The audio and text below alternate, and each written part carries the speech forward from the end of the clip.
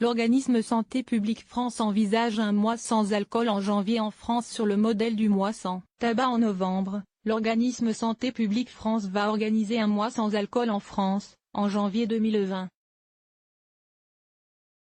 Une initiative qui, avant d'avoir été annoncée officiellement, a déjà de nombreux détracteurs.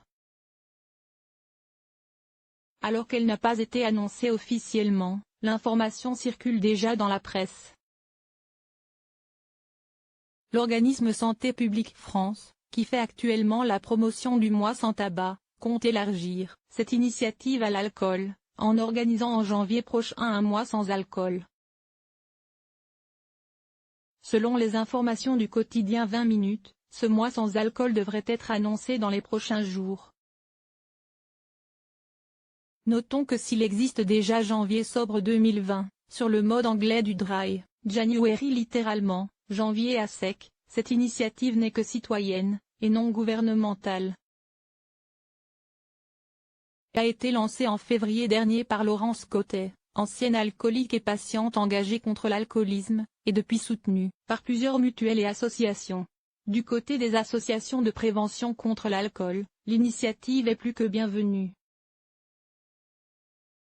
Mais évidemment, et sans surprise, le sujet est bien plus sensible du côté de l'industrie des alcooliers et du secteur viticole.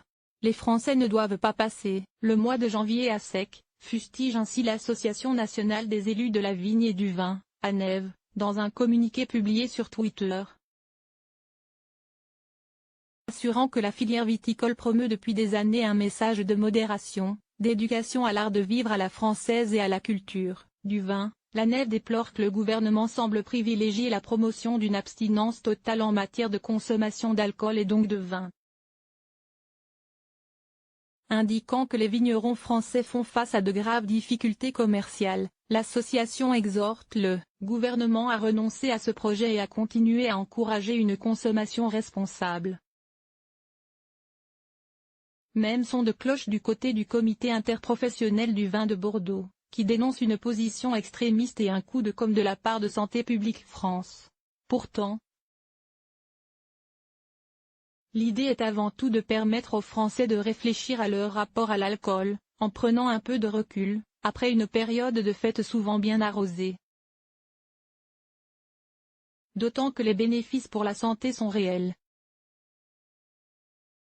Basée sur janvier 2018 et rendue publique début 2019, une étude de l'université de Sus sur le Dry January avait révélé que 81% des participants se sentaient plus en contrôle de leur consommation d'alcool, 71% avaient vu la qualité de leur sommeil s'améliorer, 58% avaient perdu du poids, 67% avaient gagné en énergie et 57% en concentration.